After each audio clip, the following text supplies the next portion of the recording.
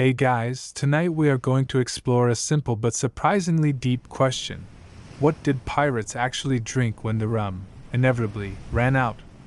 Imagine yourself for a moment. You're on a wide, endless expanse of turquoise water, under a sun so relentlessly hot it feels like a physical weight on your shoulders.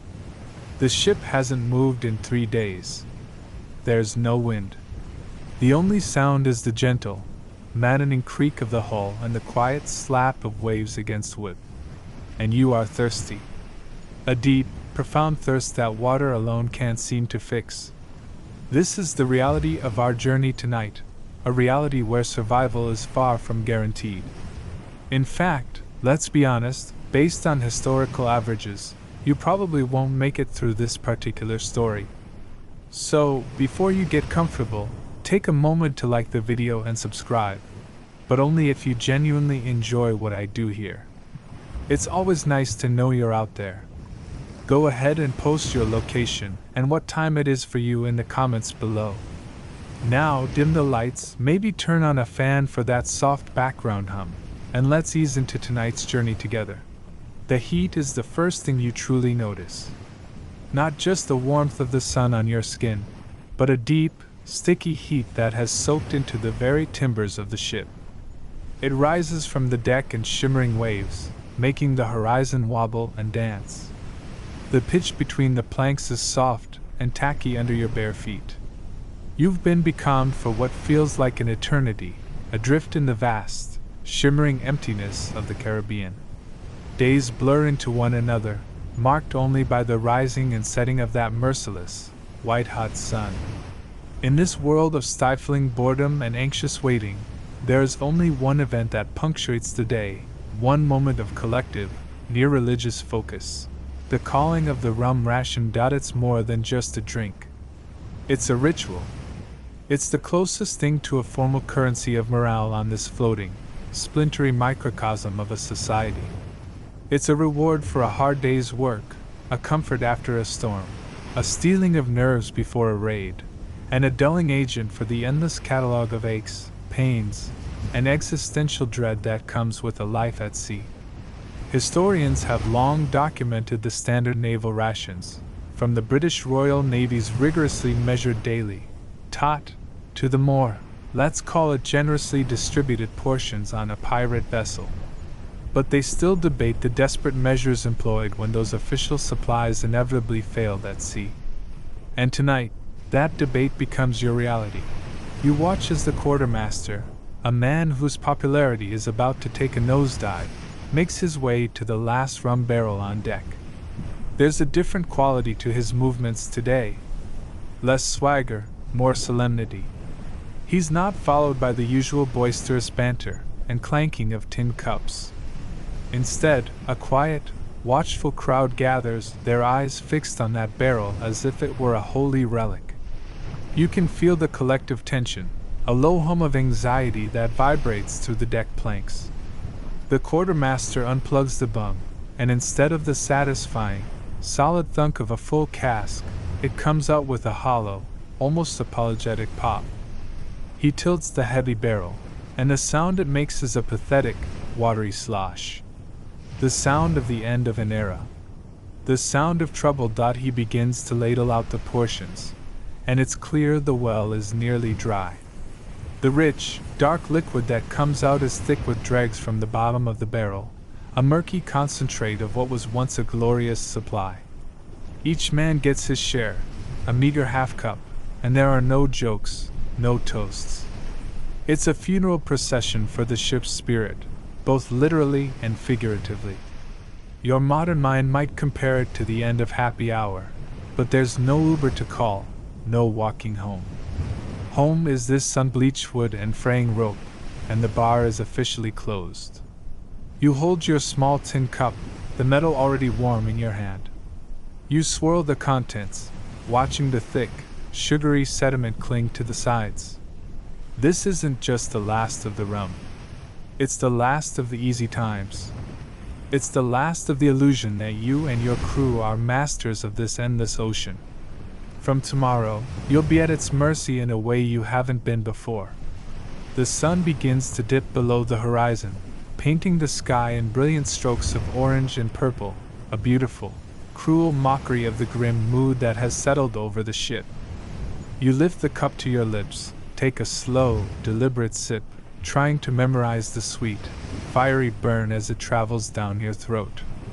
You make it last, because you know, with a sinking certainty in the pit of your stomach, that the taste of freedom is about to be replaced by the taste of survival. And it's not going to be nearly as pleasant. The real journey, the thirsty journey, is just beginning. The night offered no relief. The air remained thick and heavy, and sleep was a fitful, shallow affair punctuated by dreams of cool, clear springs. Now the sun is back, climbing the hazy sky with a familiar, unwelcome intensity. The deck is already hot beneath your feet, and the thirst you went to sleep with has sharpened into a dry, rasping need in the back of your throat.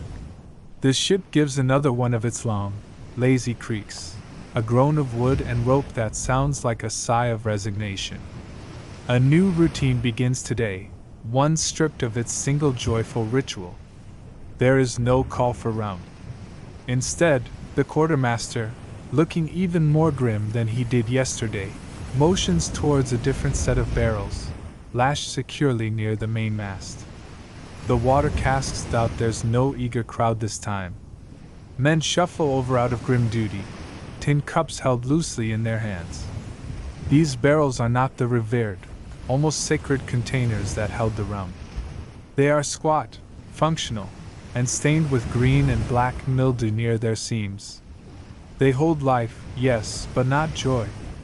They hold the absolute bare minimum for survival, and you're about to be reminded of just how bare it is. The quartermaster levers the bung from the top of the nearest cask, and the sound is a wet, sucking noise. It is immediately followed by a smell. It's not the sharp, clean scent of rain or the earthy scent of a well. It's a thick, swampy odor, the smell of things left to stagnate in the dark, a damp, musty smell of decay and algae. It's the smell of your new reality, and it's deeply unappealing. He dips a ladle in, and what comes out is not water. Not in any sense you would recognize. It's a lukewarm, greenish-brown liquid. You can see things floating in it. Long, slimy strings of algae wave gently in the ladle, like seaweed in a tide pool. Tiny specks, some dark, some pale, swirl in the mix. The whole concoction has a faint, unwholesome sheen to it. This is the infamous scourge of the long sea voyage. Water, taken on weeks ago from some questionable port, has been sitting in this warm, dark, wooden container, slowly turning into a primordial soup. You swear it has more visible life in it than a port town tavern on a Saturday night. This is the mainstream, historical reality for every sailor of the age. Water did not keep. It spoiled. It grew things. It became, for lack of a better word, alive. As the ladle gets closer, you can see the finer details. Tiny, pale worm-like things, no bigger than a grain of rice, wriggle near the surface. The crew calls them waterwigs. They are the larvae of flies or mosquitoes that found the cask a perfect nursery. The quartermaster doesn't even blink. He slops a measure into the cup of the man in front of you, who grimaces and immediately turns away to find a scrap of cloth to strain it through. You know this is a mostly futile gesture. The cloth might catch the biggest, chunkiest bits of algae and the occasional drowned beetle, but the microscopic life, the slime, and the taste will remain. It's less a filtration system and more a chunky versus smooth preference. Historians still argue whether the primary motivation for mixing spirits with water, the practice that would eventually create grog, was to improve morale or simply a practical necessity to make the foul water physically consumable. As you stand there, smelling that fetid brew, the academic debate feels laughably one-sided. You would do just about anything to have a splash of fiery rum to kill whatever is swimming in that ladle and to mask the taste you know is coming. But there is no rum. There is only this. The quartermaster finally reaches you, and the greenish liquid splashes into your tin cup. It's startlingly heavy, as if the water itself is thick. You take a moment, steeling yourself. You look away from the cup, towards the endless blue horizon, that great, undrinkable expanse of salt water that mocks your thirst. Then you bring the cup to your lips, trying not to breathe through your nose. The taste is complex. It's swampy, with a strong flavor of wood from the cask itself, and an underlying sourness that makes the back of your tongue curl. The texture is the worst part. It's faintly slimy, a coating sensation that lingers long after you've swallowed. It's lukewarm, of course, doing little to combat the oppressive heat. It technically alleviates the sandpaper dry feeling in your throat, but it replaces it with a mild nausea. You feel less hydrated and more like you've just been forced to swallow a science experiment. You look over and see the captain emerging from his cabin. He holds a cup, and the water within it looks marginally less green. It's a well-known, unspoken fact that the captain's personal cask, and the first few draws from any newly opened barrel, are reserved for the officers. The dregs, the soupy bottom of the barrel sludge, are for the common sailor. For you. You've just had your first real taste of a rumless life at sea. And it tastes like disappointment and pond scum. The afternoon drags on, a thick, miserable slice of time. The initial relief of having quenched your throat's fire has been replaced by a low-grade, churning protest from your stomach. You're not the only one. Around the deck, men are listless, leaning against the rails or seeking slivers of shade, their faces pale and sullen. The camaraderie of the rum ration is gone, replaced by a shared, unspoken misery. The foul, swampy taste of the water seems to have permanently coated your tongue. Morale has evaporated faster than a puddle on the sun-scorched deck. This isn't just a crew of thirsty pirates. It's a floating portrait of collective gloom. The ship itself seems to feel it, its creaks and groans sounding less like a gentle rhythm and more like pained complaints. Finally, the quartermaster, whose face has been a thundercloud all day, confers with the captain. You watch them from a distance, a heated but quiet discussion. The captain gestures with a frustrated sweep of his arm at the lethargic crew. Something must be done. It's then that an old sailor, a man named Silas with skin like tanned leather and more wrinkles than a ship's chart, hobbles over to join them. He says something, and a new kind of energy enters the conversation. A moment later, the quartermaster nods and strides purposefully towards his personal stores, a small, locked cabin near the stern. He returns carrying something that makes a dozen heads lift with sudden interest, a small, 1-gallon keg. A very, very small rum keg. He announces to the crew that he'd held back a small reserve for medicinal emergencies. A low cheer ripples through the men. A sudden, miraculous outbreak of feeling a bit sad seems to be sweeping the ship, a condition clearly requiring immediate alcoholic treatment. But Silas holds up a hand for quiet. This rum isn't for drinking straight. It's for an old trick he learned during a brief, ill-advised stint in the British Navy. As the quartermaster prepares a large wooden bucket, Silas begins to tell a story, his voice raspy but clear. He talks of the year 1740, and an English admiral named Edward Vernon. Vernon, he explains, got tired of his sailors being half useless from drunkenness by midday. So he issued a famous order. The daily rum ration was to be diluted with water. A quart of water for every half pint of rum, served in 2 portions throughout the day. The sailors, naturally, were furious. They nicknamed the admiral Old Grog, on account of the waterproof grogram cloak he was fond of wearing, a strange, coarse fabric of silk, mohair, and wool. In protest, they named the watered-down drink he forced upon them grog. You have to admit, even in your thirsty state, that it has a much better ring to it than slimy water surprise. Silas explains that Old Grog's intention was to enforce sobriety and discipline. But pirates, he says with a wink, are not known for their love of discipline. This is where the pirate adaptation comes in, and it's a point that historians still debate. Did pirates, who weren't bound by naval discipline, adopt grog for the same reasons of sobriety, or was it purely a matter of flavor and resource management? Looking at the bucket in front of the quartermaster, the answer seems blindingly obvious. He takes a ladle and dips it into the fall water cask you're now so familiar with. He pours the greenish, stringy liquid into the waiting bucket. A collective groan goes through the crew.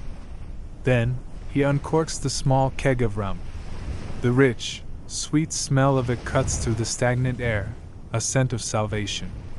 He pours a careful measure of the dark spirit into the bucket of swamp water. He stirs the mixture with a wooden paddle. The concoction swirls, transforming from a sickly green to a murky, muddy, but infinitely more promising brown. He's creating the very drink named after Old Grog.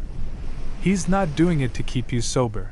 He's doing it to make the undrinkable drinkable, and to make 1 gallon of rum last as long as 4 or 5. It's not a choice. It's a stroke of desperate genius. The first cup is offered to the captain, who takes a sip, nods slowly, and then motions for the distribution to begin. When your turn comes, you take the cup with a trembling hand. It still smells faintly of the pond it came from, but that odor is now fighting with the sweet, sharp aroma of the rum. You take a sip. It is a revelation. It's not the joyful, fiery kick of pure rum, but the alcoholic bite is there, and it performs a miracle. It bulldozes over the slimy, sour taste of the water, masking its worst qualities under a veil of alcoholic warmth. It's thin and watery, and a pale shadow of its parent spirit, but compared to the liquid horror you were drinking this morning, it's the finest nectar.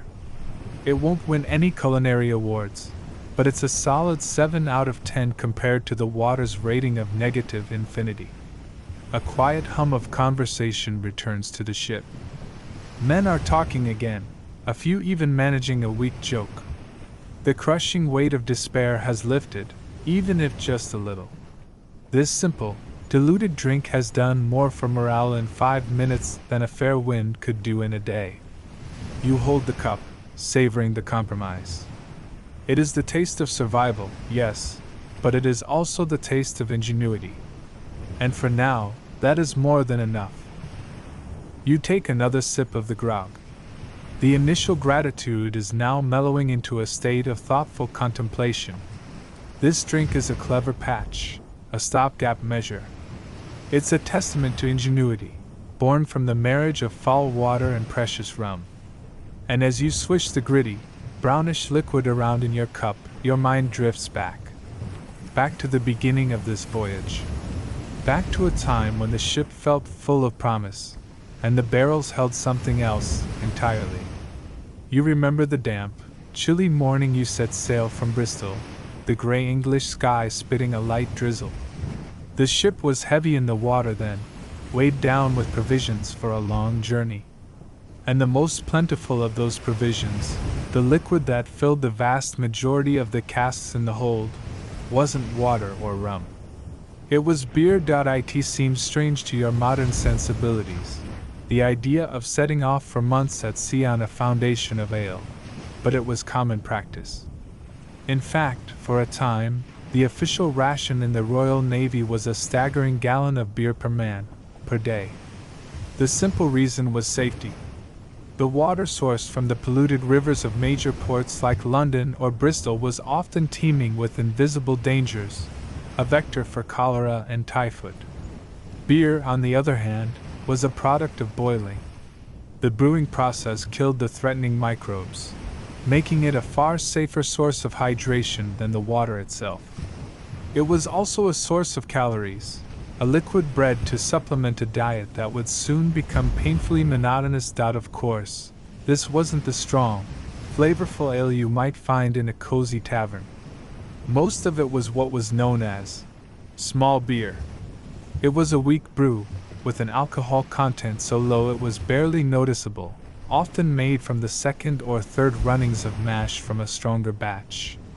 It was basically hydration with a hint of disappointment, the 17th century equivalent of a particularly bland seltzer. But at the start of the voyage, it was wonderful. It was cool, it was clean tasting, and it was plentiful. For the first 2 weeks, as you sailed south into warmer climes, life was good. The work was hard, but at the end of a watch, you could draw a cup of cool, malty beer that tasted of home and normalcy. But beer is a delicate, living thing, and a wooden ship rolling through the tropics is a terrible place for it. The constant, gentle heat that you are now suffering under began to work its dark magic on the cask stored deep in the hold. The warmth accelerated the activity of any stray yeast or bacteria that had found its way in. You remember the first sign of trouble. The quartermaster tapped a new cask, and the beer that came out had a distinct, sharp smell. It was prick, the old hands called it. Turned. That first sour sip was a shock. It had a distinct vinegar note that would be fantastic on fish and chips, but was significantly less so for quenching a powerful thirst under a blazing sun. From that day on, every new cask was a gamble. Some were fine. Others were sour. And some were just plain bizarre, having developed strange, stringy textures or unpleasant, musty flavors. Historians and brewers still debate the specific hopping rates and brewing techniques used to maximize beer's longevity at sea before the widespread adoption of the heavily hopped India Pale Ale. Hops are a natural preservative, but the science wasn't fully understood. The brewers of your small beer clearly hadn't cracked the code. You find yourself idly wishing that whoever would eventually invent those hoppy, durable IPAs would hurry up and be born already. The decline was rapid. Within a week of the first turned cask, more than half the remaining beer was sour. Drinking it became a chore, a grim necessity you had to force down. Soon, even that became impossible. The vinegar taste became so overpowering that the beer was good for nothing. You remember watching the crew unlash the worst of the casks and heave them overboard, the sour-smelling liquid gurgling into the vast, blue ocean.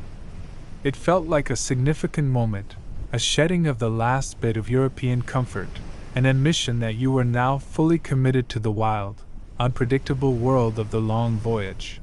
And so you sit here now, becalmed and bored, holding your cup of grog. The memory of the beer is vivid. Even the memory of the slightly sour beer seems strangely pleasant compared to the slimy water currently diluted by the ghost of the rum ration. It's a potent lesson in the hierarchy of desperation. You've gone from plentiful, safe beer, to sour beer, to no beer. You've gone from celebratory rum, to rationed rum, to the last dregs of rum. And now you're here, drinking a clever concoction born of near disaster. Every drink at sea has a life cycle. The beer's was short. The rum's was glorious. The grog's, well, the grog's life is tied directly to that one small, medicinal keg. And you know, with a quiet certainty, that its life is also running out. Days pass, marked by the slow draining of the small, medicinal rum keg. The grog, once a miracle, is now a reminder of your dwindling resources. The mood on the ship is a quiet, simmering anxiety. The heat is constant, the sky is a vast, empty blue, and the sea remains a sheet of glass. Hope, like the rum, is running low. And then, one afternoon, something changes. It starts not as a sight, but as a feeling. A faint coolness on your cheek. You look up at the mainsail, and see the heavy canvas give a weak, hesitant flutter. A collective breath is held across the ship. It flutters again, stronger this time. A ripple appears on the surface of the water, then another. The wind. It's returning. A low cheer starts, growing into a roar of pure relief as the ship slowly, gracefully, begins to move again. The return of the wind brings the return of purpose. And with purpose comes luck. No sooner has the ship found its legs than the lookout's cry rings out from the crow's nest, sharp and clear. Sail ho! All eyes turn to the horizon. There, small and distant, is a ship. A quick look through the captain's spyglass confirms it. A Spanish merchantman, a barcalonga by the looks of it, sitting low and heavy in the water. A prize. The languor that had gripped the crew for weeks evaporates in an instant, replaced by a focused, predatory energy. Sails are trimmed, the course is altered, and the chase is on. The Spaniard is fat and slow, no match for your vessel, which feels nimble and alive now that it can breathe again. The pursuit is mercifully short. You close the distance, fire a single warning shot across their bow, and watch as they sensibly choose to surrender rather than be torn to pieces. As you pull alongside, you see the faces of the Spanish crew, merchants and sailors, not fighters, their expressions a mixture of fear and resignation. The boarding is a swift, efficient affair, less a battle and more a hostile takeover. The goal isn't bloodshed, it's business. And the first order of business is to find out what this floating prize is carrying. The main cargo hatch is barred and heavy. With a coordinated effort and the crack of splintering wood, your crew pries it open. A smell wafts up from the dark hold. It's not the exotic scent of spices, or the musky smell of silks. It's a rich, deep, fruity aroma, with a slightly sharp, acidic edge. The smell of a winery. As your eyes adjust to the gloom, you see them, row after row of barrels, hundreds of them, stored neatly in the dark. A pirate's gold mine, but liquid. While your ship, in the English tradition, sets sail with beer and rum, the Spanish and French relied on a different staple to keep their sailors going: wine. This was their daily ration, their morale in a cask, and you have just hit the motherlode. An electricity of pure joy crackles through the crew. The quartermaster, grinning from ear to ear, fetches a drill and gimlet. He chooses a cask at random and bores a small hole. A dark, ruby-red liquid streams out into a waiting tin cup. He takes a sip, his eyes closing in bliss. Vino tinto, he breathes. The word spreads like fire. Cups are thrust forward. The grim discipline of the water ration and the careful measuring of the grog are forgotten in a rush of communal joy. When your turn comes, the stream of dark red wine splashing into your cup seems like the most beautiful sight in the world. You lift it, smelling the rich, unfamiliar scent before you drink. The taste is a shock. Your palate, which has been systematically abused by slimy water and rum-laced grit, is so confused it nearly files a formal complaint. It's dry, complex, and full of flavors you don't have names for: dark fruit, earth, oak. It's not sweet and fiery like rum, it's sophisticated. It tastes like a place with buildings, and clean clothes, and music that isn't a sea shanty. For a moment you consider discussing poetry or art, but then you remember you're a filthy pirate and settle for just not spilling it on your shirt. As you drink, Silas, the old sailor, voices a word of caution. Wine, he warns, is a fickle treasure. It's the fancy cousin of the beer that went sour weeks ago. Too much heat, too much sloshing around in the hold, and this beautiful red prize will turn to vinegar. The crew nods in sober agreement. This bounty is a temporary reprieve, one to be enjoyed quickly. The discussion then turns to the rest of the cargo. A smaller, more securely stored collection of little barrels is found at the back of the hold. They are sealed with wax. The quartermaster recognizes them instantly: Spanish brandy. This raises a classic pirate dilemma, one historians still debate. How were luxury goods distributed on a supposedly democratic pirate ship? Was it all shared equally, or did the captain and quartermaster claim the best casks as a right of office? Your captain puts it to a vote. The decision is swift and unanimous. The wine is for everyone, to be drunk freely while it lasts. The brandy, the true treasure, will be held in reserve as a communal asset for the whole crew. You've gone from worrying about larvae in your water to debating the tasting notes of a fine Tempranillo. It's been a very, very good day. You sit back on the deck, a cup of stolen Spanish wine in your hand, feeling, for the first time in a very long time, fabulously, impossibly rich. The great wine party, like all good things, came to an end. It was a glorious, hedonistic period of red-stained cups and easy laughter, but Silas's prophecy held true. The relentless heat of the tropics worked its sour magic, and one by one, the last of the Spanish casks turned to sharp, undrinkable vinegar. The fine brandy is now the ship's new reserve currency, locked away and rationed out in thimble-sized portions only on the rarest of occasions. As the last of the good wine was mourned, the familiar, quiet anxiety of thirst began to creep back in. But your world has changed. You are no longer in the familiar hunting grounds of the Caribbean. The voyage has taken you far, across the Atlantic, around the treacherous Horn of Africa, and into the rich, exotic waters of the Indian Ocean. You are on the pirate round now, a legendary route plied by those seeking the ultimate prizes, the treasure-laden ships of the Mughal Empire and the Dutch East India Company. The air feels different here. It's thick with the scent of unknown spices and the humidity of a different hemisphere. The ports are chaotic, vibrant melting pots like Al Sainte Marie off the coast of Madagascar, a notorious pirate haven. The rules are different here, and so are the drinks. Your first taste of this new reality comes from a captured dhow, a small trading vessel sailing out of a port in New Spain's Pacific territories long before you rounded the Cape.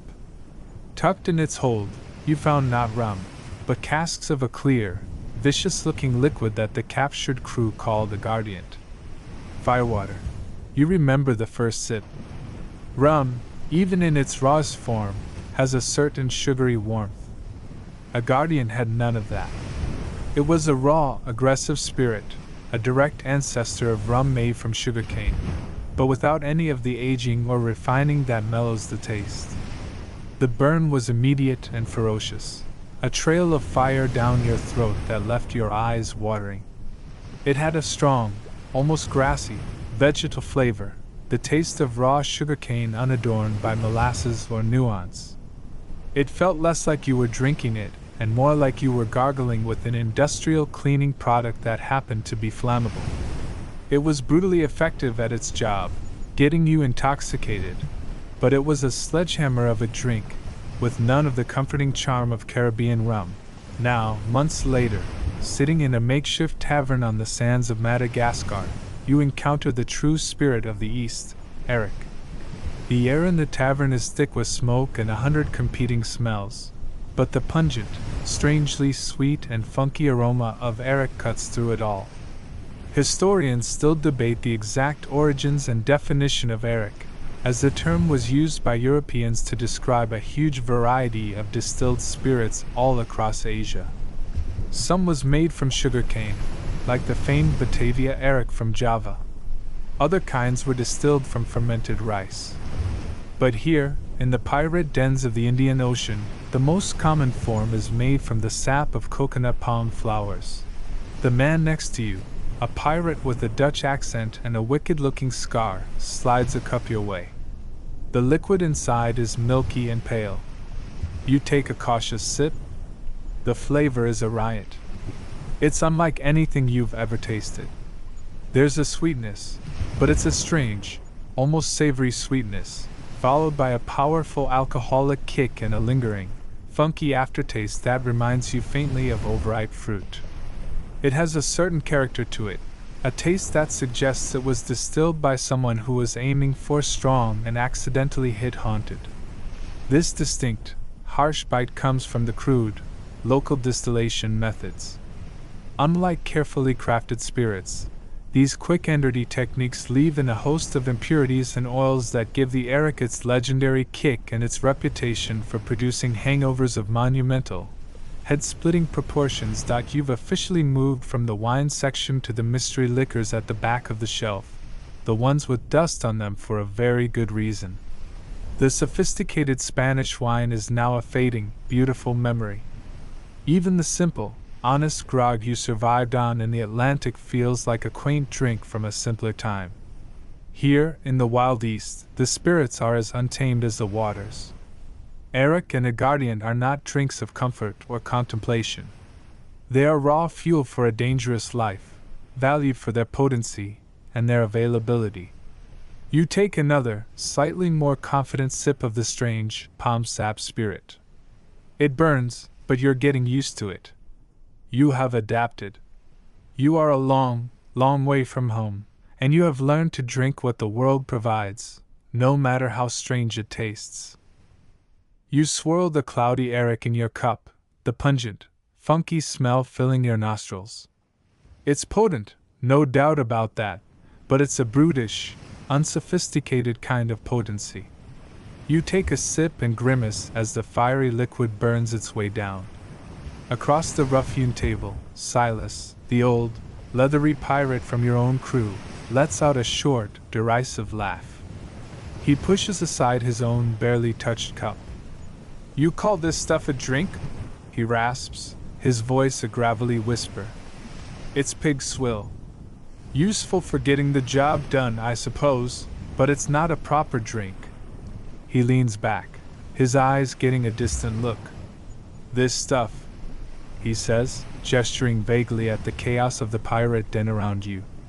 "This is for forgetting where you are. A proper canary. Now that was a drink for remembering why it was good to be alive." He has your attention. The younger pirates at the table lean in, eager for a story. Silas takes a slow breath and begins to transport you away from the humid, spice-laden air of Madagascar, back in time, back across the ocean to the world he knew as a young man. The Atlantic. He tells you that long before the pirate round to the east became the fashion, the real prize, the most sought-after liquid treasure in the world, came from a small chain of volcanic islands off the coast of Africa, the Canaries. He speaks of a wine so rich, so stable, so valuable, that entire voyages were planned around its acquisition. This is where you hear the other side of a story historians still debate, were the frequent pirate attacks on the Canary Islands purely opportunistic, or were some expeditions specifically mounted with the primary goal of capturing the year's vintage, like a planned heist? Silas scoffs at the very question. Opportunistic? Boy, we spent 2 months planning our raid on Tenerife. We weren't after some fat merchantman who happened to wander by. We were there for the Mamsi. Mamsi, he explains, was the English name for the sweet, golden wine made from the Malvasia grape, a wine the world knew simply as Canary. He describes the raid with a craftsman's pride. They didn't storm the port. They waited for the new vintage to be brought down from the mountain vineyards and stored in the great bodegas, the warehouses by the docks, awaiting shipment to the thirsty markets of London, Amsterdam, and Boston. That's when they struck, a swift and silent night raid, overwhelming the handful of guards and making straight for the barrels. They ignored silks, spices, and silver. They were there for the wine. And here, Silas explains, is what made the Canary wine the most perfect treasure a pirate could ever hope to steal. He leans forward, his eyes gleaming. "You remember how that good Spanish red we captured turned to vinegar?" he asks. You nod. "And the beer before it?" You nod again. "Well, the Canary was different. It was a fortified wine.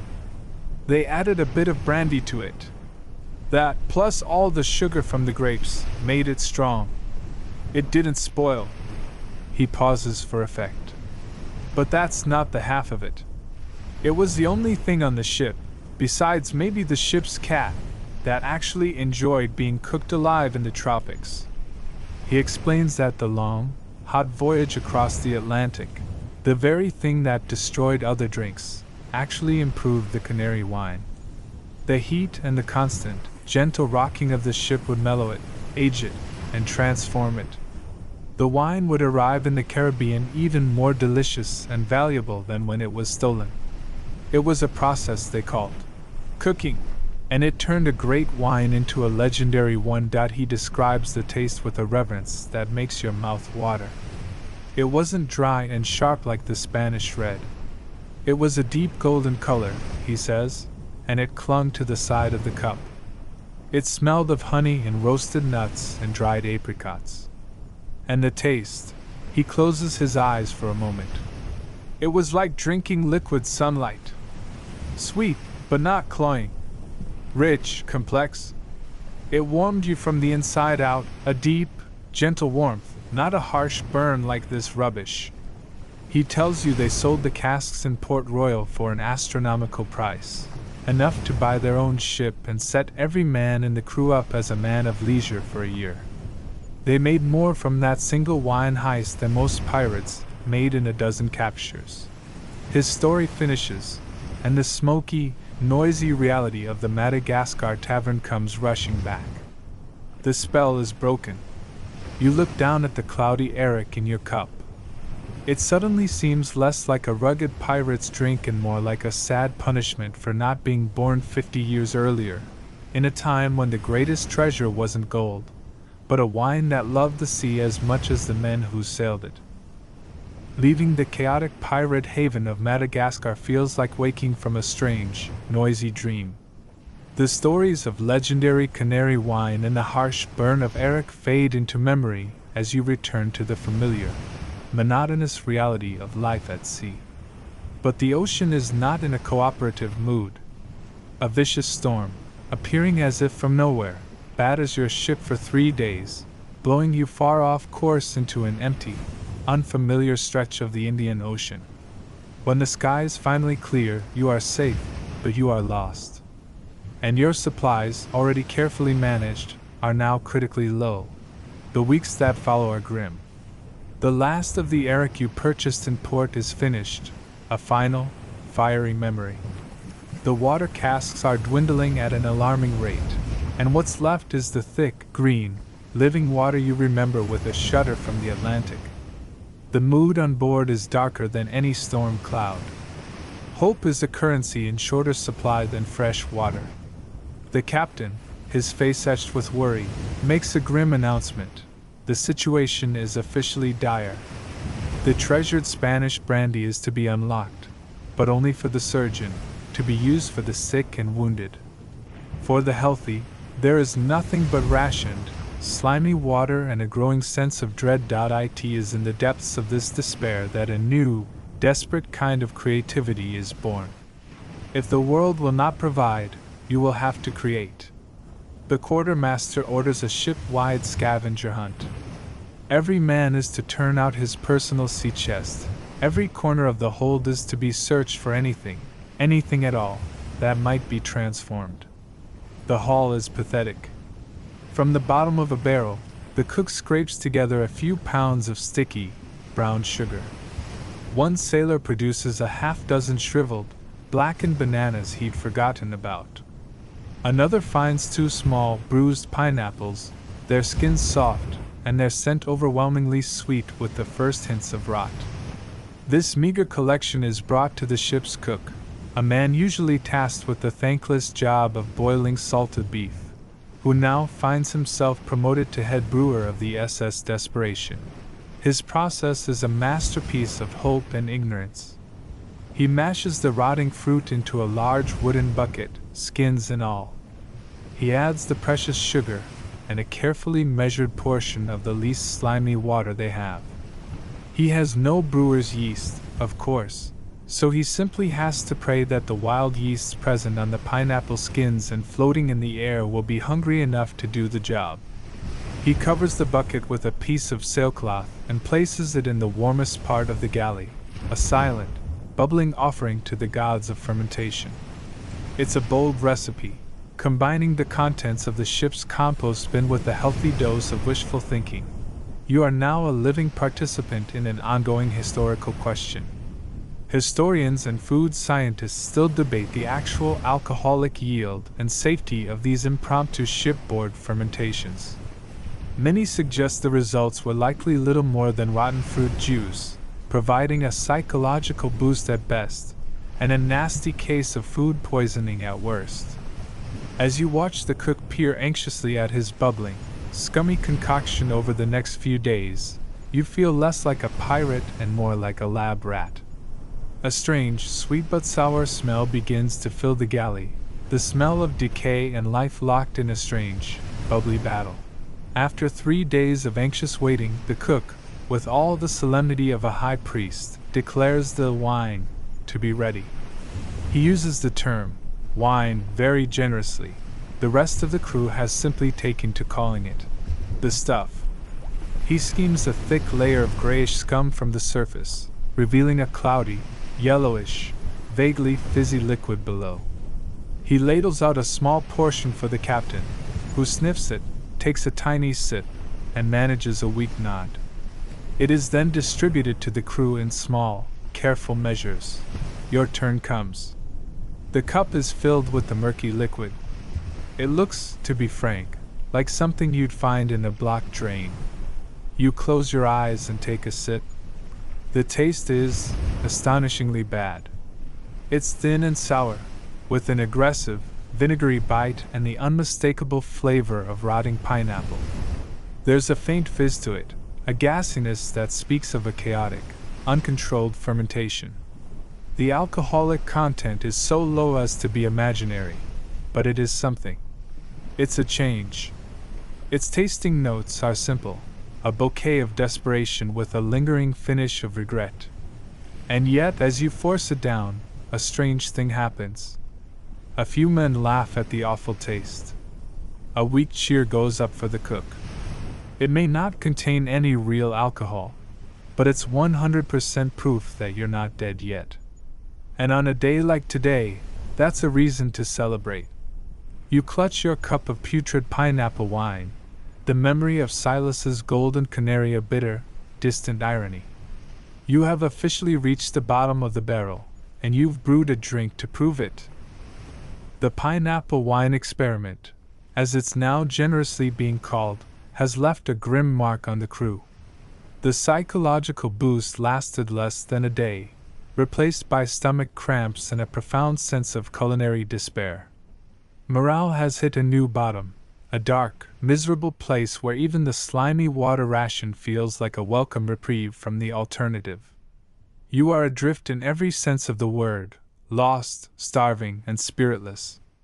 It is in this silent, hopeless twilight that the lookout gives a cry. His voice is weak, cracked with thirst, but the words are unmistakable. Sail. It feels less like a shout of opportunity, and more like a dying man's last words. But it's enough. A desperate, primal energy flickers through the crew. This is it. The last gamble. With strength born of sheer terror and the absolute refusal to die in this empty patch of ocean, you give chase. The ship is a Dutch merchantman, an East Indiaman, sleek and well-fed. The chase is an agony. Your crew, weak from hunger and sickness, works the sails with a grim, silent determination. It's a testament to your captain's skill and the crew's desperation that you manage to outmaneuver the larger vessel and pull alongside. The Dutch crew, seeing the wild, half-starved look in your eyes, surrenders with minimal fuss. Their ship was full of valuable spice, and your ship was full of sick, desperate pirates. It was a trade they didn't explicitly agree to, but one they wisely chose not to contest. The relief upon boarding their vessel is so profound it feels like a physical wave. But the true salvation is found in the hold. Casks of Batavia Eric, a far cleaner and more potent version than the rotgut you bought in port. Barrels of clean, fresh water. And then you see it. Crates of refined sugar. And next to them, a small, iron-banded chest. When the cook pries it open with a crowbar, a scent fills the hold that is, at this moment, more beautiful than any perfume. A warm, woody, sweet, and spicy aroma that speaks of unimaginable luxury. The chest is filled to the brim with nutmeg. To your modern mind, it's a simple baking spice. But in this era, it is treasure. Nutmeg was, for a time, literally worth more than its weight in gold. The brutal, bloody wars fought over the tiny Banda Islands, the world's only source of this spice, were a testament to its value. To have a chest full of these small, hard nuts is not like finding a wallet, it's like finding a bank. You do the quick math in your head and realize the contents of this chest are likely worth more than the ship you're currently sailing on. This stunning victory calls for a celebration, and the quartermaster declares that neither grog nor neat spirit will do.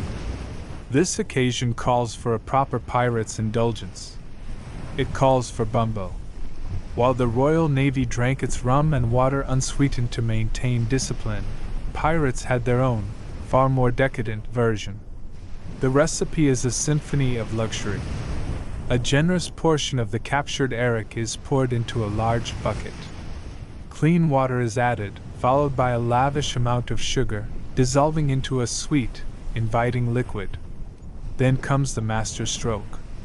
The quartermaster produces a small metal grater and a handful of the precious nutmeg. As he prepares the drink, you can see the answer to a question historians still debate. Was Bumbo a common, everyday drink, or a celebratory beverage reserved for after a successful raid? Looking at the almost sinful amount of valuable sugar, and the priceless nutmeg being used, the answer is clear. This is no mere ration. This is a party in a bucket. This is what success tastes like. The sound of the nutmeg being grated becomes the percussion of your victory song, the dark, fragrant powder dusting the surface of the drink in each man's cup. You are handed your portion. The aroma alone is intoxicating. The harshness of the arrack is gone, replaced by the sweet scent of sugar and the warm, complex perfume of the nutmeg. After the recent horror of the pineapple wine, this smells so good your tongue isn't sure whether to file for emotional damages or declare a national holiday. You take a sip. It is bliss. Pure, unadulterated bliss. It's sweet, but not sickly. The spirit warms you from the inside out, and the nutmeg adds a layer of sophisticated, woody spice that dances on your palate. It is a soft, luxurious, comforting drink. It's a hug in a cup after weeks of being kicked. A wave of pure joy washes over the crew. The memory of the storm, the starvation, the sickness, it all melts away in the face of this liquid triumph. This isn't just a drink. It's a trophy. It's the taste of luck, violence, and commerce, all mixed together in a sweet, spicy, and utterly perfect concoction. The Bumbo flows freely. The celebration is a loud, joyous, and profoundly drunken affair that spills across the decks of both your ship and the captured Dutch prize. The rich, sweet, spicy drink has worked its magic, erasing the memory of the hardships and replacing it with a warm, triumphant glow. You, feeling pleasantly fuzzy and content, decide a tour of your new acquisition is in order. With a lantern in one hand and a fellow pirate at your side, you descend once more into the Dutch ship's hold, stepping around the depleted barrels of arrack and sugar, eager to take a fuller inventory of your success. In the very back of the hold, behind crates of textiles and barrels of salted fish, you find something you overlooked in the initial, frantic search for liquids. A row of large, heavy chests, bound with iron and lined with lead. This must be where the real treasure is. With trembling, eager hands, you and your mate take a crowbar to the first one. The lid groans open, and you thrust the lantern forward to gaze upon your riches. But instead of the glint of gold or silver, the lantern illuminates leaves. A massive chest full of dark, dried, twisted leaves. A faint, unfamiliar smell, grassy and slightly floral, wafts out. You stare in confused silence. Your shipmate, His mind, addled by Bumbo, suggests it's just fancy packing material for a cargo the Dutch forgot to load. For a heartbreaking moment, you are deeply disappointed that you captured a ship full of expensive hay. Slightly dejected, you move to the next chest. This one is filled with small, hard, dark brown beans. The smell here is stronger, richer, a roasted, almost burnt aroma that you have no name for. More confusion. Are they some kind of nut? A weird type of preserved food? The disappointment deepens. Just as your mate suggests you heave the chests overboard to make room for something useful, one of the older members of your crew, a quiet man who once served on a legitimate merchant vessel out of London, comes to see what you've found. He peers into the chests, and a look of recognition dawns on his face. He identifies the leaves as tea, a priceless commodity from far-off China. The beans, he explains, are coffee, grown in Java or Mocha, and are the source of a new, wildly popular drink that the rich folk in Europe are paying a fortune for. Curiosity now trumps disappointment. You are pirates, after all, and what is a new experience if not another form of plunder? Under the guidance of the old sailor, you conduct a strange, sober experiment. He shows you how to boil clean water and steep the dark leaves, which slowly unfurl and turn the water a pale, amber color. Then, using a canvas bag and a belaying pin, you crudely crush some of the coffee beans and boil them in a pot, creating a dark, opaque, and powerfully aromatic brew. The whole process feels like a strange sort of alchemy. First, you try the tea.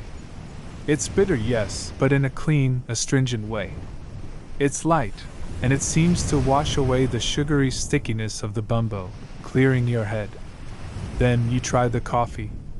The taste is a shock to the system, intensely bitter, smoky, and strong. But the effect is even more startling. Within minutes, the warm, fuzzy fog of the arrack begins to lift. You feel alert, focused. You suddenly feel wide awake, an experience so rare and unfamiliar for you at this point that it's almost frightening. It is in this moment of clarity that you stumble into the heart of a historical debate. Historians have long argued whether pirates ever regularly consumed these new beverages. Were they seen merely as a valuable commodity to be sold at the next port, a brief curiosity to be tried once, or were they largely ignored in favor of the familiar comforts of alcohol? You look from the bumbo making your shipmates sing and sway, to the cup of coffee in your hand that makes you want to go alphabetize the ship's supply logs. It's a very confusing, but illuminating moment. You realize it's not an either/or question. These drinks are tools. You bring a cup of each to your captain, who has been observing the drunken revelry with a tolerant but watchful eye. He tries the tea, his eyebrows raising in surprise.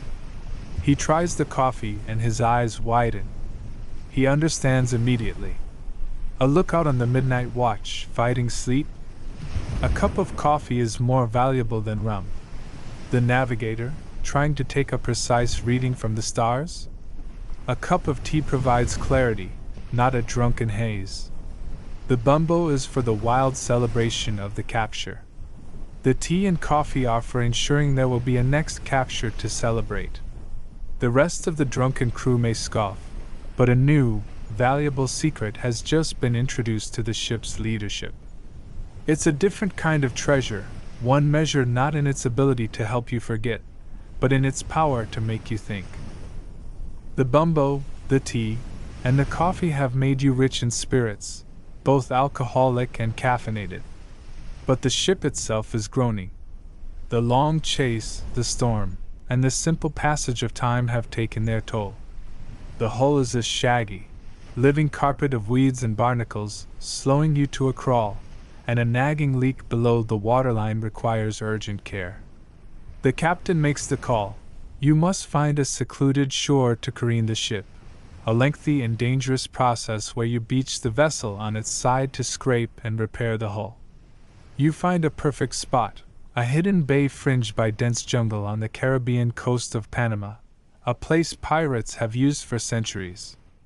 As you begin the arduous task of setting up a shore camp and unloading supplies, you realize you are not alone. A small party of Kuna people, the indigenous inhabitants of this land, emerges silently from the jungle, their expressions unreadable, their hands holding long spears. This is a tense moment. Your crew, armed and on edge, faces them. But your captain is a diplomat, not just a brawler. Through a crewmate who knows a mix of Spanish and trade jargon, a parley is established. You are not here to raid their village or steal their people. You are here for repairs. You will trade for fresh food and promise to be gone with the next high tide after your work is done. A deal is struck, sealed with a cautious exchange of goods, a bolt of fine Dutch cloth for a promise of cassava, fish, and peace. As a final gesture of this fragile truce, the village elders invite the captain and a small group, including you, to their village, a collection of thatched huts nestled by a freshwater river. As you sit awkwardly in the center of the village, they offer you their drink of welcome. It's served in a hollowed-out gourd, a cloudy, yellowish, slightly thick liquid that smells faintly of sour corn. This, your guide whispers, is chicha, a beer made from maize, a staple for centuries. He then leans in closer and tells you about the traditional method for making the strongest ceremonial kind, chicha de masticar. He explains that the brewers, usually the women of the village, would chew handfuls of dried corn, softening it and mixing it with their saliva before spitting the pulpy mash into a large clay pot to ferment. The enzymes in human saliva, he explains, are what kickstart the process, breaking down the starches into sugar for the yeast to eat. He finishes his explanation, and you look down at the gourd in your hand, then back at the smiling woman who served you. You suddenly lose your thirst. You decide it's more polite to just drink it and try not to think too much about the mastication part of the process. You also see another local industry. A young man shimmies up a tall palm tree with the ease of a monkey, carrying a gourd. Near the top, he cuts into the flower stalk and hangs the gourd to collect the slowly dripping, milky white sap. This is the source of another beverage, palm wine. The sweet sap, he explains, begins to ferment almost immediately in the tropical heat. Drunk fresh, within a few hours of being collected, it's a sweet, fizzy, and only mildly alcoholic drink. It's so pleasant and easy to drink you could down several cups without thinking. An hour later, one of the elders offers you a gourd of sap collected the day before. The taste is sharper, sour, and much more potent. You realize palm wine is a beverage that gets you into trouble very, very quickly. This entire experience is a world away from plundering a ship. Anthropologists and historians debate the extent to which pirates adopted or participated in local customs. Were they just opportunistic traders, taking what they needed before disappearing back to their own world? Or could these outcast crews, themselves living on the fringes, form genuine, if temporary, bonds with other communities outside the grasp of the great empires? Sitting here, sharing a drink, you feel a connection. There's no talk of currency or a ship's code. It's a simple, human transaction. You came ashore to scrape worms off your hull and ended up in a cultural exchange program. It's a strange life. You take a sip of the chicha. It's sour, but strangely refreshing. It tastes of the earth. These drinks are not commodities like the tea in your hold. They aren't rations like grog. They are not a desperate invention like your ghastly pineapple wine. They are woven into the life of this village, part of their traditions and ceremonies. You look over at one of the village men, and he raises his gourd to you. You raise yours back and take a drink. No words are exchanged, but a message is passed. In this moment, the drink in your hand is not about survival or wealth. It's about connection. And in the violent, lonely life of a pirate, that might be the rarest and most valuable prize of all. Your ship, with its clean hull, sails like a new vessel. The peaceful, humbling memory of the Cuna village and their earthy chicha is a balm for your soul. You feel rested, renewed, and ready for the next adventure. But the jungle, which gave you shelter, also gave you a parting gift. An invisible menace, carried in the bite of a mosquito, has come aboard with you. Within a week, the first man falls ill. A day later, 3 more. A violent fever, marked by bone-shaking chills and a fire that burns from within, begins to sweep through the crew. The ship, once a symbol of freedom, transforms into a floating prison, a plague-ridden pest house adrift on an endless, indifferent sea. The joyous atmosphere of the Bumbo party feels like a tale from another lifetime. The captured Eric is quickly consumed by the healthy, a futile attempt to ward off the encroaching dread. The tea and coffee become precious commodities, used by the few remaining able-bodied men to stay awake through long, grim watches, tending to the sick.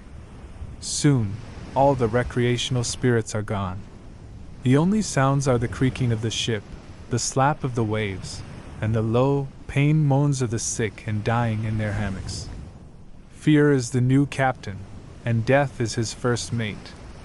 In this profound darkness, all eyes turn to one place, one man, and one chest. The surgeon's cabin. The surgeon, a quiet, bookish man you previously only visited if you were actively losing a limb, has suddenly become the most powerful and feared man on the ship. He is the gatekeeper of the ship's last reserve of potent liquids, all of it locked within his large, dark wood medical chest. When he opens it to treat the afflicted, you catch a glimpse inside. It is an apothecary's nightmare, a library of strange and potent concoctions in dark glass bottles, each sealed with wax and marked with a spidery, handwritten label. These are not drinks. These are tinctures. The base of almost every single one is aqua vitae, the water of life, a raw, high-proof spirit, used not for pleasure, but as a solvent to extract the medicinal properties from a horrifying array of ingredients. You see the labels. Tincture array, a purgative made from rhubarb root. Cortex peruvianus, the bitter Peruvian bark, or cinchona, the only known treatment for the ague, floating in brandy. There is a bottle of greenish liquid simply labeled absinthium, wormwood. And then there is the most infamous bottle of all, kept in a smaller, locked box, laudanum. A simple tincture of opium dissolved in alcohol. It is a miracle cure for pain and a bringer of placid, dreamlike states, and it is dangerously addictive. The surgeon works tirelessly, doling out drops of these intensely bitter concoctions, trying to fight the fever. A rash of self-diagnosed coughs, aches, and cases of the worries breaks out among the remaining healthy crew, each man hoping for a prescription of the liquid variety. But the surgeon is no fool. He guards his chest fiercely.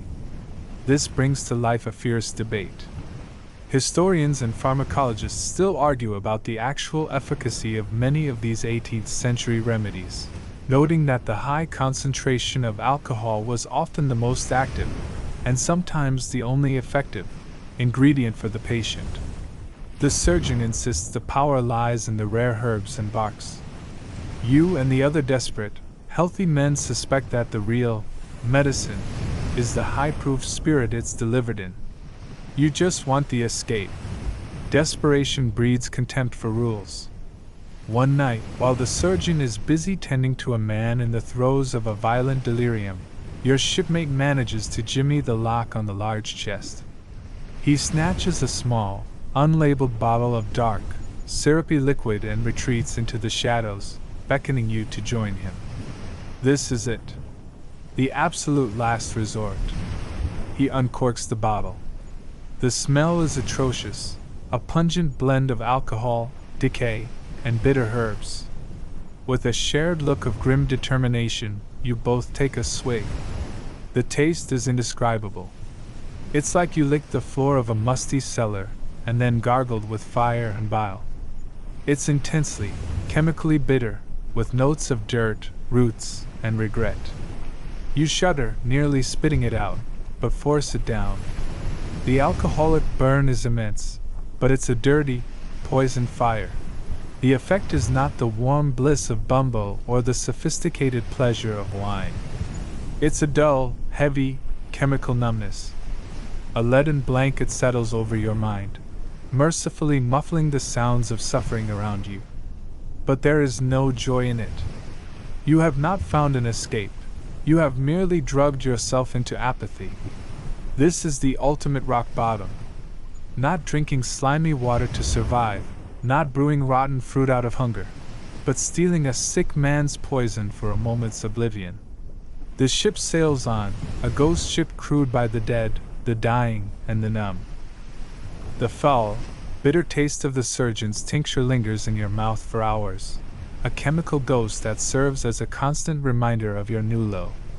The ship is a floating purgatory, silent save for the groans of the sick. The air is hot, heavy, and stagnant, thick with the metallic smell of fever and the cloying stillness of impending doom. You lie on the deck, too lethargic to move, staring up at a hazy, mercilessly bright sky.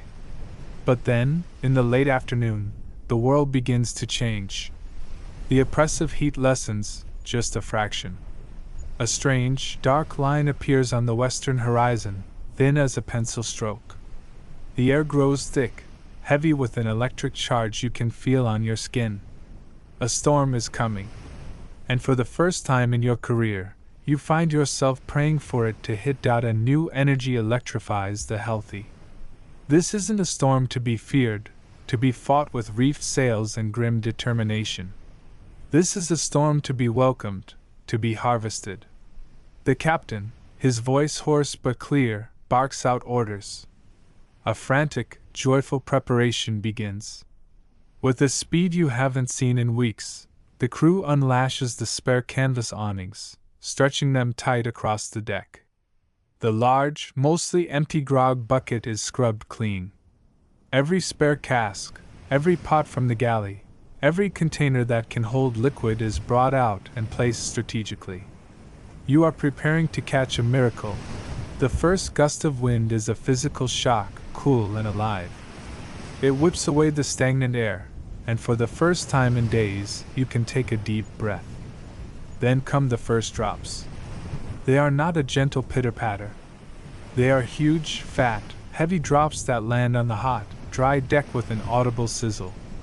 An incredible smell rises from the planks, petrichor, the rich, earthy scent of rain hitting dry ground, a scent you had forgotten existed.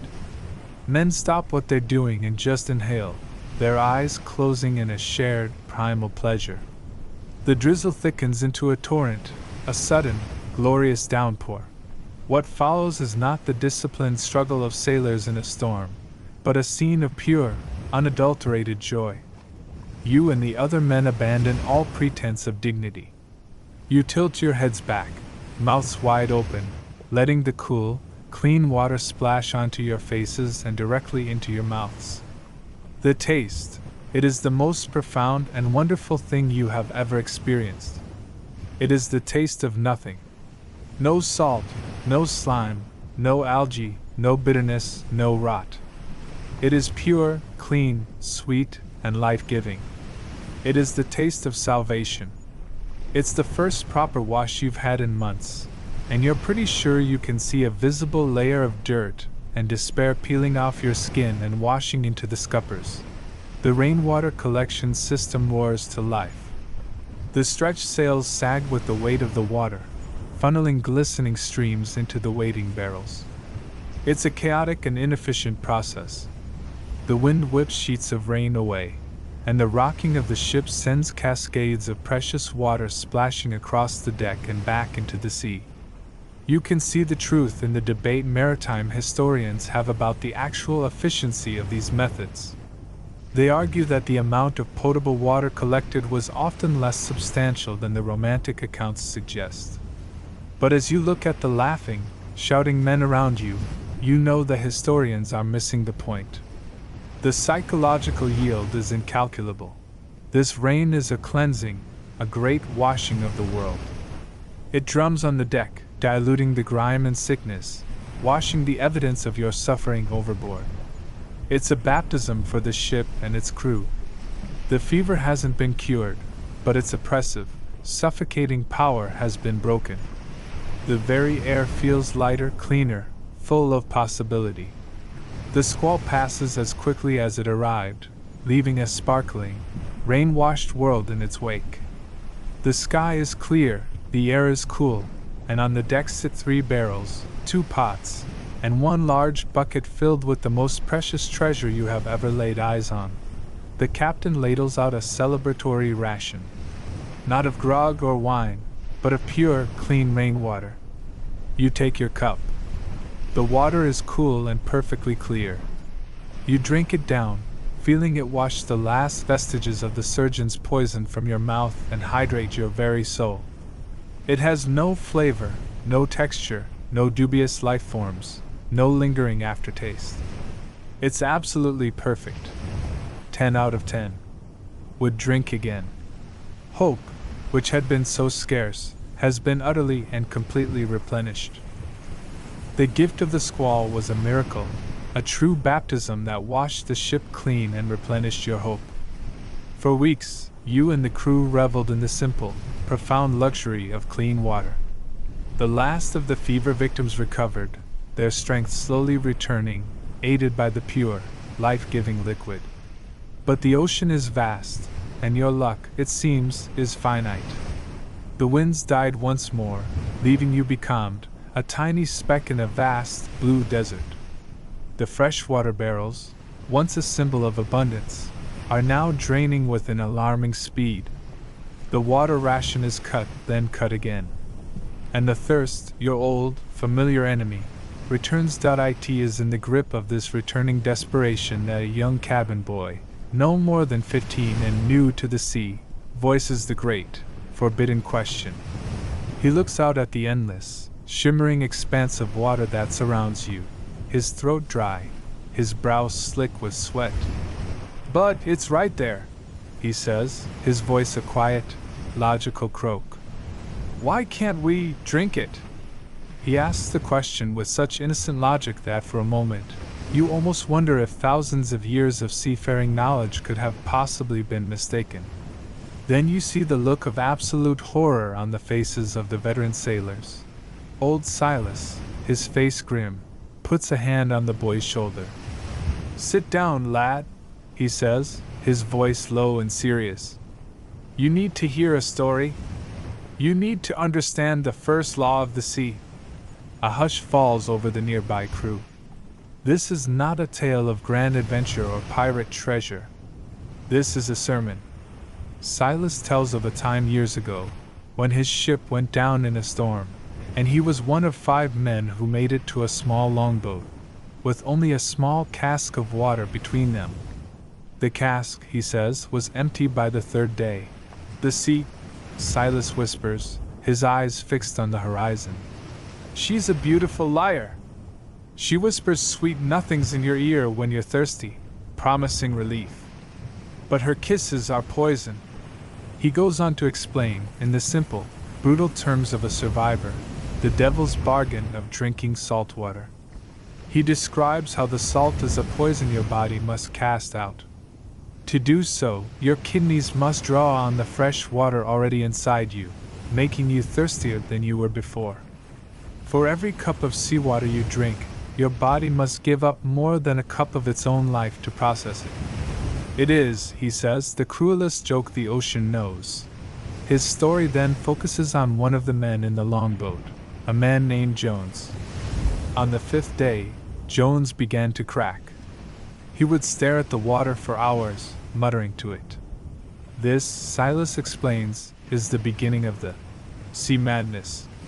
You hear stories, fables that historians and doctors sometimes argue about, tales of shipwrecked men surviving by drinking fish blood or mixing a tiny bit of seawater into their last drops of rum. "Folklore," Silas spits. "I've only ever seen what happened to Jones." Jones started by just dipping his fingers in the water and licking them, swearing it helped. Then he started taking small, secret sips. By the 7th day, he was delirious, laughing to himself and holding long conversations with the waves. He no longer saw his shipmates. In his madness, the sea had become his friend, his savior. In the middle of the night, the others woke to the sound of frantic gulping. Jones was leaning over the side of the boat, scooping handfuls of the sparkling phosphorescent water into his mouth, drinking it down as if it were the sweetest wine from the Canaries. He was past all reason. The end, Silas says, was not peaceful. The next day, Jones's body began to shut down. He was racked with convulsions, his mind completely gone, until at last he fell into a coma. He died that evening, more dehydrated than if he had drunk nothing at all. The story lands with a sickening thud in the hot, still air. The cabin boy is pale, his eyes wide with a new, profound understanding. You look over the side of the ship. The water is a stunning shade of blue, clear and inviting. It looks like life. But Silas's story has revealed its true nature. It is a vast, beautiful, and deadly poison. You make a solemn vow to yourself to never again complain about slimy, green, wriggling water. There are, it turns out, far, far worse things to drink. The ultimate temptation is the ultimate taboo, and you are surrounded by it, a prisoner on your wooden island, walled in by a liquid that promises only a mad and agonizing death. Silas's story hangs in the hot, still air, a chilling testament to the sea's ultimate cruelty. The silence that follows is profound. No one speaks. There is nothing left to say. You are out of options, out of ideas, and nearly out of time. The thirst is a physical presence now, a clawing beast in your throat. You close your eyes, resigned. And then, a sound slices through the despair. A hoarse, cracking, almost disbelieving cry from the lookout in the crow's nest. Land! The word is a jolt of lightning. Heads lift. Eyes strain against the glaring sun. And there, on the very edge of the world, is a smudge of green, a hazy line between the blue of the sea and the blue of the sky. It's real. A wave of raw, uncontrollable emotion washes over the ship, a sound that is half sob, half cheer. A fair wind, as if sent by a merciful God, picks up at your stern, and the ship begins to move, steering itself towards salvation. As you draw closer, the smudge grows into the familiar coastline of New Providence, the hills of the pirate Republic of Nassau. The smell of the land rolls out to greet you, the scent of damp earth, wood smoke, and vegetation. It is the smell of life itself. The anchor drops in the bustling harbor with a splash and a rattle that sounds like a victory cry. The work is not yet done, but the suffering is over. The moment your feet touch the solid, unmoving ground of the dock, a feeling of giddiness overwhelms you. You stumble into the nearest tavern, a loud, smoky, chaotic place teeming with life. You slam a silver coin on the bar and rasp out the single word, "Rum." A moment later, a dingy pewter mug filled with the dark, sweet spirit is in your hand. You drink. It's not a refined drink, not a complex vintage, but in this moment, it is the greatest beverage ever conceived. It's the taste of survival, of homecoming, of a nightmare finally ending. Around you, your crewmates are doing the same, and the tavern erupts in the kind of wild, cathartic celebration that has made this port infamous across the world. For days, the town is yours. The wealth from the Dutch ship floods the local economy, and you live like kings. But you know the party is temporary. Soon, the methodical work of rebirth begins. You watch as the ship is prepared for its next life. The slimy, foul-smelling water casks are hoisted onto the dock, scrubbed clean with sand and seawater until they are spotless, and then refilled with fresh, clean water from the town's well. Huge barrels of beer, the safe and sterile starting drink for any long voyage, are rolled up the gangplank. Crates of hardtack and barrels of salted beef follow. And finally, the lifeblood of the next voyage, cask after cask of rum. The great cycle, the slow, inevitable decline from abundance to desperation, is being reset right before your eyes. Watching your crew spend their plundered guilders, you're struck by the strange engine of this pirate economy, a topic historians would one day debate. Is this influx of stolen cash a sustainable boom for Nassau, or a destabilizing force? You see news storefronts and taverns, but you also see the fleeting, violent nature of an economy built on theft rather than production. You and your kind are both the lifeblood and the poison of this town. As you stand on the dock, looking at your ship resting low in the water, heavy and pregnant with new provisions, you reflect on the odyssey you have just survived.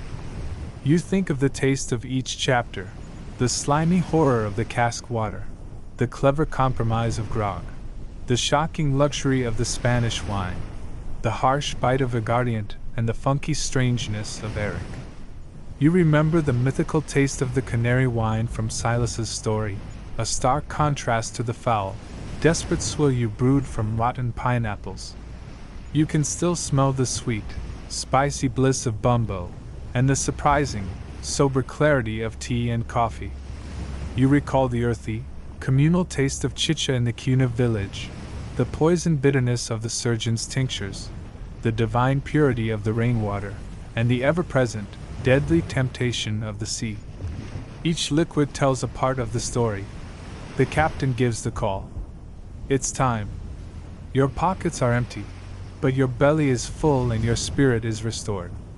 You climb the ropes back onto the deck of your home. You know what awaits you out there. The beer will inevitably turn sour. The water will spoil. The rum will be diluted into grog. Thirst and want will return. But that is a problem for another day. Today, the sky is clear, the wind is fair, and the barrels are full. You are a pirate, and you are headed back to sea. And now, as our ship pulls away from the harbor, the sun is setting, painting the sky in soft strokes of orange and gold. The loud, chaotic sounds of the port begin to fade behind you, replaced by the gentle, rhythmic whisper of the wind in the sails and the steady, reassuring creak of the ship's timbers. The glow of the town softens into a warm, distant twinkle, and then disappears, leaving you alone with the stars in the vast, quiet darkness of the open ocean. The journey is over. The dangers have passed. The frantic search for the next drink has ended, replaced by a feeling of calm and deep, restful peace. You can feel the gentle, rocking motion of the ship, a steady, endless lullaby guiding you towards sleep. There are no more storms to fear, no more enemies to fight. There is only the soft, endless rhythm of the waves, the gentle rocking of your hammock, and the deep, quiet darkness of a safe and peaceful night. The story is told. Let the water, be it fresh or salty, be forgotten. Let the memory of thirst dissolve into the comfort of your own bed. There is nothing left to do now but rest.